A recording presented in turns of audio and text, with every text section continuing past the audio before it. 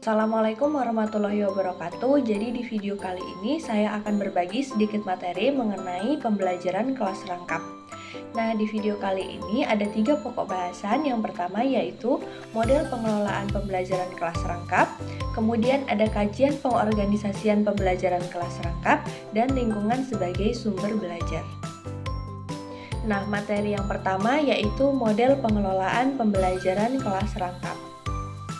Model pembelajaran kelas rangkap adalah model yang menggabungkan dua kelas dalam satu pembelajaran karena dapat mendeskripsikan sistem pembelajaran yang efektif, yaitu pengalaman belajar yang dimana siswanya berperan secara langsung dan aktif dalam lingkungan belajarnya, serta hubungan antara interaksi siswa dengan guru tercipta secara langsung. Nah, model pembelajaran kelas rangkap adalah suatu bentuk pembelajaran yang mensyaratkan seorang guru yang mengajar dalam satu ruangan kelas atau lebih tingkat kelas yang berbeda di dalam satu ruangan kelas. Nah, alasan dilakukannya pembelajaran kelas rangkap ini tidak hanya faktor dari kekurangan guru, tetapi juga sering diterapkan karena kekurangan kelas yang terbatas, kekurangan tenaga pendidik, jumlah siswa yang relatif sedikit, dan guru yang sedang berhalangan hadir. Kemudian yang kedua ada model-model pembelajaran kelas rangkap. Nah, ada beberapa model yaitu yang pertama pembelajaran kelas rangkap 221 yang dimana 2 kelas, 2 mata pelajaran, dan 1 ruangan. Nah, dapat dijabarkan bahwa ada 2 kelas yang digabungkan dalam satu ruangan. Namun masing-masing kelas diberi masing-masing mata pelajaran yang berbeda. Misal menggabungkan kelas 1 dan kelas 2, maka dalam satu ruangan ada murid kelas 1, ada murid kelas 2, dan masing-masing kelas dibagi kelompok untuk menerima pembelajaran sesuai dari tingkat kelasnya. Kemudian model pembelajaran kelas rangkap 222 yaitu 2 kelas, 2 mata pelajaran, dan 2 ruang kelas. Dapat dijabarkan bahwa ada 2 kelas dan masing-masing kelas diberi pelajaran sesuai dari tingkatannya dan berada di 2 ruang sehingga guru yang merangkap harus berpindah-pindah dari satu ruang ke kelas yang lainnya. Kemudian ada pembelajaran kelas rangkap 333, yaitu 3 kelas, 3 mata pelajaran, dan 3 ruang kelas.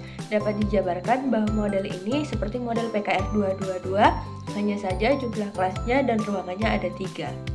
Nah, pembelajaran kelas rangkap ini juga memiliki kelebihan dan kelemahan.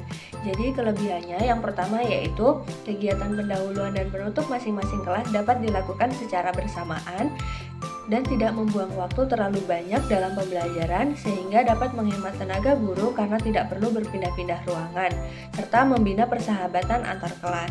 Nah, tetapi PKR ini memiliki kelemahan yaitu siswa tidak dapat fokus dengan apa yang dipelajari dan tidak semua guru memiliki kemampuan mengolah siswa heterogen dalam ruang kelas yang sama serta bertambahnya pekerjaan administrasi. Nah, materi yang kedua yaitu kajian pengorganisasian pembelajaran kelas rangkap. Nah, jadi pengorganisasian pembelajaran adalah proses perencanaan, pengaturan, dan pelaksanaan aktivitas pembelajaran yang dilakukan untuk mencapai tujuan pembelajaran yang telah ditetapkan. Tercapainya tujuan dari pengorganisasian pembelajaran adalah untuk menciptakan lingkungan belajar yang efektif dan efisien, di mana siswa dapat mendapatkan hasil pembelajaran yang optimal. Pengorganisasian pembelajaran juga bertujuan untuk membagi komponen perencanaan pembelajaran guna dapat menentukan pelaksanaan dari sebuah pembelajaran yang telah ditentukan sebelumnya. Nah, kemudian ada aspek-aspek pengorganisasian pembelajaran kelas rangkap, itu ada 4. Yang pertama, pengelolaan ruang kelas, yaitu penataan ruang kelas yang memungkinkan interaksi siswa dari berbagai tingkatan, pemanfaatan ruang kelas yang efisien untuk berbagai kegiatan pembelajaran. Kemudian yang kedua ada pengorganisasian siswa, di mana penentuan kelompok belajar yang heterogen, serta pemanfaatan tutor sebaya dan menggerakkan kelompok belajar menjadi kelompok aktif. Kemudian ada pelaksanaan pembelajaran, yaitu penggunaan metode pembelajaran yang variatif dan interaktif, serta pemberian tugas yang sesuai dengan tingkat kemampuan siswa, dan pemanfaatan sumber belajar untuk mendukung pembelajaran mandiri. Kemudian ada interaksi kelas, yaitu menciptakan suasana kelas yang kondusif dan kolaboratif, serta mendorong interaksi antar siswa dengan guru. Kemudian tantangan dan solusi dalam pengelolaan kelas rangkap. Tantangan terbesar dalam pembelajaran kelas rangkap adalah keterbatasan fasilitas fisik dan sumber daya pembelajaran seperti ruang kelas yang sempit, alat bantu belajar yang minim, dan kurangnya dukungan bahan ajar. Secara keseluruhan, upaya peningkatan kualitas pendidikan di sekolah-sekolah pedesaan itu memerlukan pendekatan yang holistik dan kolaboratif. Dengan dukungan yang tepat, guru dapat berperan lebih efektif dalam menciptakan pengalaman belajar yang berkualitas bagi siswa, meskipun dalam konteks kelas rangkap dan keterbatasan sumber daya. Kemudian materi yang terakhir yaitu lingkungan sebagai sumber belajar. Lingkungan bisa menjadi salah satu pilihan bagi guru untuk menggunakan sebagai sumber belajar. Penggunaan sumber belajar dengan menggunakan lingkungan akan memberikan pengalaman baru bagi peserta didik. Dan buku tidak bisa menjadi salah satunya sumber belajar bagi peserta didik. Nah, anak bersosialisasi dan berinteraksi dengan lingkungannya. Anak tersebut sedang melakukan proses belajar mereka. Kemudian yang kedua, jenis-jenis lingkungan sumber belajar. Yang pertama itu ada lingkungan alam. Lingkungan alam atau lingkungan fisik adalah segala sesuatu yang sifatnya alamiah seperti sumber daya alam yang terdapat air, hutan, tanah, batu, dan batuan. Kemudian tumbuh-tumbuhan, hewan, sungai, iklim, suhu, dan sebagainya.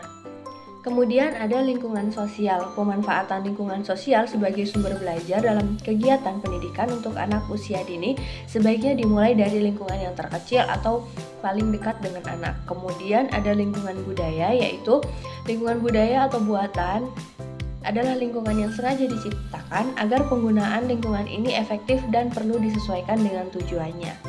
Nah, kemudian ada syarat pemilihan belajar. Nah, ada sejumlah pertimbangan yang harus kita perhatikan ketika kita memilih sumber belajar. Yang pertama itu ada mengandung unsur pendidikan, yaitu nilai edukatif.